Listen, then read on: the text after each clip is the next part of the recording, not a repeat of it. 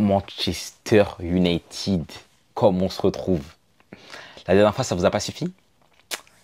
Le triplé de Palmer, 4-3 au bridge, Garnacho qui pensait être l'homme du match, qui se fait choper à la fin du match. Franchement, ça a été un match de folie. Le United-Chelsea à Old Trafford aussi, c'était un match intéressant. Franchement, il y avait beaucoup de rythme. Et c'est pour ça que là, cette saison, c'est le retour de United-Chelsea, un classique de la Première Ligue, évidemment. Mais les gars, avant que la vidéo commence, n'hésitez pas à vous abonner, lâcher le pouce bleu, mettre un commentaire. Là, c'est l'avant-match. Voilà, on va se donner les clés du match. On va se mettre un peu dans l'ambiance du match, ce que ça va donner. Là, à l'heure actuelle, il est 3 h du matin. Du coup, je ne vais pas parler trop fort. Je ne sais pas si ça va se ressentir dans la vidéo parce que j'ai le micro juste ici. Je ne sais pas ce que ça va donner. Bon visionnage. Oh Kevin, raconte-nous un peu l'actualité du foot, non? Bon, ce classique de la Première Ligue aura lieu à Old Trafford pour la 10e journée de Première Ligue. Franchement, les gars, là, on va parler du contexte actuel, la situation des deux clubs, parce que là, c'est chaud côté United. United est actuellement 14e de Première Ligue.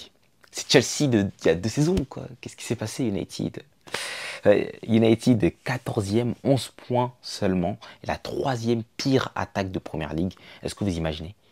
Genre, il y a 2 équipes seulement qui ont une pire attaque que Manchester United. Ils ont marqué seulement 8 buts. C'est effrayant. C'est effrayant. 8 buts en 9 journées. Ça fait qu'il y a un but chaque journée et peut-être moins. Parce qu'il y a des matchs où ils ont marqué peut-être 2 buts. C'est effrayant, franchement. Effrayant. United vraiment qui est dans une mauvaise position. Après, voilà, on sait qu'ils ont viré Ten Hag. Ça joue. Côté Chelsea, Chelsea quand même 5e de Première Ligue. 17 points. Deuxième meilleure attaque de Première Ligue. Franchement, tout baigne.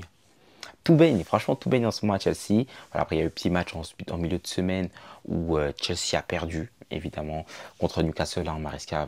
D'ailleurs, le débrief est encore disponible. Maresca qui avait décidé de faire jouer l'équipe B et qui avait décidé de négliger ce match-là, en l'occurrence, j'imagine, pour se focaliser sur ce match ce week-end face à Manchester United. Du coup, on va voir. Hein, Maresca, t'as pas la défaite. Hein. T'as négligé l'autre match, c'est pour gagner celui-là. Moi, je veux rien savoir. Hein. T'as négligé l'autre match, c'est pour gagner celui-là. En tout cas, voilà, comme je disais, ouais, Chelsea et United sont dans 2 positions complètement différentes. Un qui est une équipe qui est dans la deuxième partie du tableau, qui fait un début de saison très très dur. Voilà, comme j'ai dit, ils ont viré Erik Ten Hag la semaine dernière, si je ne me trompe pas. Ils ont recruté Amorim, le coach du Sporting, franchement un coach très prometteur. Vraiment très prometteur, ce Amorim de Sporting. Je pensais qu'il allait partir plus tôt, même la saison dernière, en fin de saison dernière, qu'il allait signer plus tôt lors du mercato d'été, mais au final non. United a payé sa clause libératoire, il vient d'arriver là-bas, il vient de poser ses valises. Or que du côté de Chelsea, c'est Maresca depuis le début de l'été, il a eu le temps de se préparer. Par contre, il y a une petite chose à préciser, lors du match Chelsea United, ce ne sera pas Amorim sur le banc de Manchester United, mais ce sera bien Van Nistelrooy. Van Nistelrooy qui a déjà d'ailleurs fait son premier match en coupe en milieu de semaine, où United a gagné 5-2 face à Leicester. Ce que moi j'aime pas, je vous dis la vérité, c'est souvent quand il y a des équipes qui virent leur coach et qui recrutent un nouveau coach, et que souvent le nouveau coach en plus c'est une légende du club. Les joueurs, faut voir comment ils sont déterminés pendant le match. Laisse tomber. Laisse tomber. Déjà, la victoire 5-2, alors que United est dans un gouffre. C'est une équipe qui a du mal à marquer. Comme j'ai dit précédemment, 8 buts seulement en première ligue. 3e pire attaque. Là, t'en mets 5 face à Leicester, même si c'est Leicester. C'est une équipe à la base même qui sont derrière eux au classement. Vous imaginez? Leicester, ils sont derrière United au classement même, à la base. Ça fait que voilà, c'est pas non plus la plus grande des gloires, mais bon, ça montre que l'équipe quand même est dans une nouvelle dynamique. Voilà, c'est 5 buts marqués, doublé de Casemiro, un but de Fernandez, un but de Garnacho, j'en oublie un. Garnacho, Fernandez, doublé de Casemiro, je sais plus qui a marqué, je ne me rappelle plus qui a marqué leur dernier but. Franchement, je ne me rappelle plus du tout. Et voilà, de côté de Chelsea, voilà, c'est la défaite face à Newcastle. Et voilà, 2 matchs où il faut relativiser. Là, on va parler des enjeux du match, franchement. En vrai de vrai, côté Chelsea, tu peux perdre une place. Si tu perds ce match côté Chelsea, tu peux perdre une place. Après, voilà, les enjeux de ce match, c'est plus un peu un test côté Chelsea pour vérifier si tu as vraiment les capacités de conquérir cette première ligue, de jouer cette 4e place de première ligue, parce que tu vas devoir te battre des concurrents directs. United, même si c'est un début de saison compliqué, c'est vrai que c'est un concurrent direct à l'heure actuelle, on va dire la vérité. Ça fait que, bon, dans le statut plutôt, c'est une équipe qui va essayer de se qualifier pour la Ligue des Champions, même s'ils sont mal embarqués. Ça fait que voilà, tu dois confirmer contre un concurrent actuel. Gagner à l'extérieur, en plus, ce ne sera pas évident. Surtout que, je vais sortir la stat, mais depuis 2013, Chelsea n'a pas battu United à Old Trafford en première ligue. C'est effrayant. On les a battus, il me semble, en coupe, en Carabao ou un truc comme ça, ou en FA Cup. Mais depuis 2013, on ne les a pas battus en première ligue. La stat, elle est juste effrayante. Et Maresca, il va falloir y remédier. Hein. Et c'est le pire United de ces dernières années. Il va falloir y remédier, franchement. Il va falloir faire quelque chose. Et comme je disais, ouais, côté United, par contre, l'enjeu, c'est de remonter quand même au classement. Voilà. Dans le cas où ils perdent, ils s'enfoncent dans les abysses de la première ligue, clairement. Maintenant, par rapport aux derniers affrontements, ça a donné quoi la semaine dernière? On s'en rappelle très bien. Le match au Bridge 4-3, un match où Chelsea, en vrai, à la base, on doit les éteindre. On doit les éteindre sur le match-là. On doit peut-être leur mettre les 4-0 à la base, mais on connaît Pochettino. Hein. Même pas que Pochettino. Les joueurs de Chelsea à ce moment-là, c'était différent. Ils étaient dans une optique différente. Je me rappelle Caicedo qui nous tue sur un but, carrément gagné 2-0. Caicedo qui nous tue sur un but. On se remonte 2-1, 2-2. Ils prennent l'avantage 3-2. Et après, il y a cette remontada à la fin du match. Le scénario de folie. Mais Chelsea, en fait, on leur a donné clairement les armes pour revenir dans leur match. Or que, en vrai, on aurait dû les éteindre. Par contre, le match à Old Trafford, c'était un autre scénario. À Old Trafford, ils nous ont bouffé. Il y a eu 2-1. On a eu des opportunités quand même. On aurait pu faire 2-2. Mais c'est vrai qu'en termes d'intensité, ils nous ont tués. Je me rappelle du match, franchement, j'étais très frustré. Parce que c'était un des matchs où Gallagher n'avait pas été présent. Et Gallagher, on le connaît pour son impact au milieu de terrain à ce moment-là à Chelsea. Et là, il avait manqué dans ce match-là. McTominay s'était régalé. Car moi, je me suis retapé le résumé du match. Ça m'a fait mal, clairement. Ils nous ont bouffé en termes d'intensité. Même si voilà, ils avaient laissé pas mal d'espace qu'on n'a pas su profiter. Jackson qui avait loupé un 1v1, Modric qui loupait. Le seul qui avait marqué, c'était Palmer, carrément. Je me rappelle très bien. Du coup, voilà, pour les affrontements, l'année dernière, ça a donné du 1-1. Cette saison, c'est vrai qu'on espère que ce sera différent pour Chelsea, parce que moi, je suis un fan. J'espère qu'on remportera les deux matchs. On passe directement aux clés du match. Les clés du match, franchement, ça va être la bataille au milieu de terrain. United, sur le dernier match, ils ont eu un bon milieu de terrain, un bon duo, Casemiro, Ugarte. De notre côté, on a un bon milieu de terrain actuellement, Lavia, Caicedo. Et je crois que ça va être vraiment le duel de ce match-là. Clairement, la bataille, ça va être entre ces deux-là. Qui est le plus chaud va le remporter. Moi, je vois vraiment cette bataille du milieu de terrain être super décisif. Surtout que tu as un Casemiro Ugarte qui a bien fonctionné lors du dernier match. Casemiro qui commence à revenir petit à petit. Hein. L'an dernier, on se rappelle une saison très compliquée de la part de Casemiro. Franchement, une saison qui faisait mal. Mais bon, cette saison, on dirait qu'il est en train de redorer un peu son blason. Il marque notamment pas mal de buts sur coup de pied arrêté, même des têtes ou des long shots, des trucs comme ça. Ça fait que, ouais, attention à Casemiro. Après, voilà, côté Chelsea, Caicedo, c'est actuellement peut-être le meilleur 6 de Première Ligue en activité sur cette saison. Moi, j'ai cette impression-là, que c'est le meilleur 6, accompagné de Lavia, un très bon soldat, il est fort dans le duel. Ça fait que voilà, en termes de duel et d'intensité, ce quatuor, Caicedo, Ugarte, Casemiro et Lavia, ça va envoyer. Franchement, ça va envoyer. Je les attends vraiment à un bon niveau, ces quatre-là. Après, voilà, il y a Bruno Fernandes et Palmer, hein, les deux génies des deux côtés, qui vont devoir faire la différence. Palmer est sur une meilleure forme. Bruno, cette saison, c'était un peu plus compliqué, même si, voilà, c'est Bruno, ça reste Bruno Fernandes, c'est un joueur de classe mondiale. Il peut quand même faire la différence dans ce genre de match.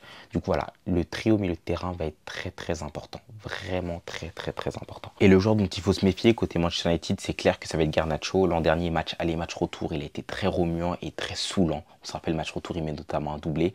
Je pense qu'il faut que vraiment James arrive à le serrer. Ce ne sera pas évident.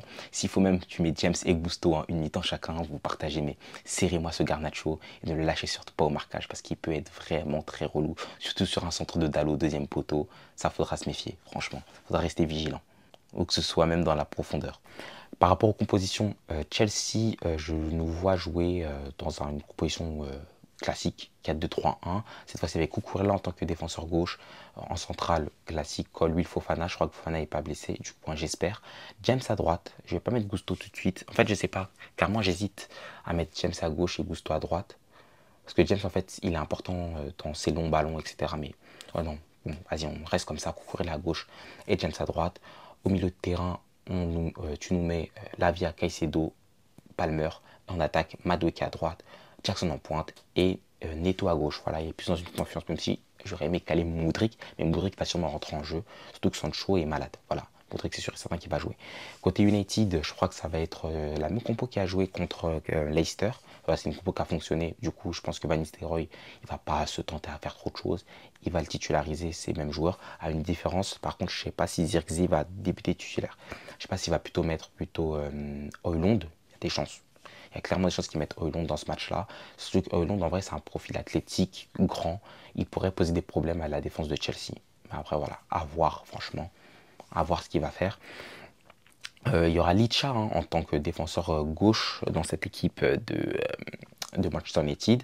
C'est un défenseur central à la base. Il va jouer défenseur gauche, même si on sait qu'en possession, il passe en défense à 3. Et voilà, Dalot qui monte un peu plus. Mais là, je ne sais pas si United aura la possession. Tout va se jouer vraiment dans les duels et dans l'intensité mise au début de match. Et c'est pour ça que je suis content que cette équipe de Chelsea, cette saison, c'est Lavia et Caicedo au milieu de terrain, mais non pas Enzo Fernandez. Parce que c'est un match où, en termes de défense et d'intensité, il faut des gars costauds et solides. Et je pense que Caicedo et Lavia, c'est les men. C'est les gars qu'il faut pour ce genre de match. Je pense que vraiment c'est le gars qu'il faut. Sauf que l'année dernière, Old Trafford, comme j'ai dit, on s'était fait bouffer dans l'intensité.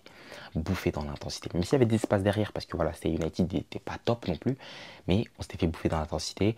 Jackson, je le vois bien martyriser Lindelof en centrale. Après, De Ligt, j'ai un peu plus de mal à voir comment ça donne cette saison parce que j'ai pas regardé non plus énormément de matchs de Manchester United. Mais voilà, je vois bien Jackson martyriser Lindelof. Chelsea, si on joue avec un bloc assez médian, assez bas et qu'on arrive à procéder en transition, on risque de leur faire très mal. Surtout que Palmer, entre les lignes, il va se régaler. Je pense que sur ce match-là, si Ugarte il ne sort pas une masterclass de l'autre côté, il va se régaler. Il va se régaler. Franchement, Palmer, il peut se régaler. Old Trafford, surtout que United, c'est une équipe qui supportait quand il était petit. Du coup, il va le prendre personnellement, j'espère. Voilà, ça c'est pour les compositions. Moi, comment je vois le match, très clairement, Chelsea ne perd pas ce match. Je ne pense pas que Chelsea va le perdre. On est très bien préparé. À l'extérieur, on est une équipe qui est plutôt performante. Certes, ça fait longtemps qu'on n'a pas gagné là-bas. Ça fait que je ne vais pas dire qu'il y a une malédiction, mais voilà. United, de son côté, a un nouveau coach, même intérimaire, mais c'est un nouveau coach quand même.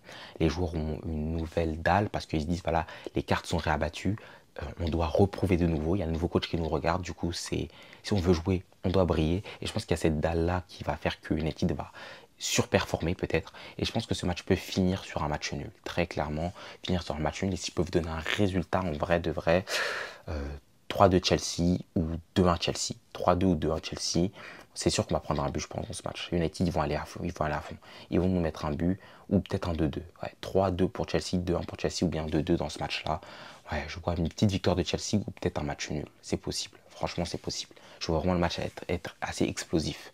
Mais je vois pas de clean sheet des deux côtés. Franchement, je vois pas du tout de clean sheet.